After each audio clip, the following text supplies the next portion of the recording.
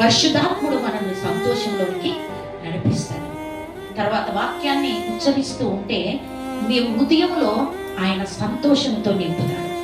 నా బాధలో నీ వాక్యము నన్ను నెమ్మది పరచును అంటాడు. అంటే నా బాధలో నీ వాక్యము నెమ్మది ఇవ్వకపోతే వేస్ట్ కదా అంటాడు. అందుకే మన నిరాశ నిస్పృహలో ఆయన వాక్యము మనల్ని ఏం చేస్తుందంటే ఉజ్జీవింపజేస్తుంది. ఆ వాక్యము మనల్ని పురుకొల్పిస్తుంది. ఆయన వాక్యము మనల్ని నిలబెడుతుంది. ఆయన వాక్యము ఎనలేని సంతోషము, ఆనందాన్ని, ఉత్సాహాన్ని మనలో పుట్టిస్తుంది. ఆయన వాక్యము మనల్ని సంతోషంలోనికి నడిపిస్తుంది. మనం ఎప్పుడైతే పరిశుద్ధాత్మకు మనం అప్పగించుకుంటామో, మనం కృంగిన సమయంలో పరిశుద్ధాత్మ దేవుడు ఆటోమేటిక్ గా ఆయన వాక్యాన్ని ముందుకు తీసుకొచ్చి ఆ కృంగిన సమయాన్ని దేవుడు మనల్ని లేవనెత్తి సంతోషముగా ఆయన నింపేస్తాడు. ఆయన వాక్యం మనకు సంతోషం ఇస్తుంది.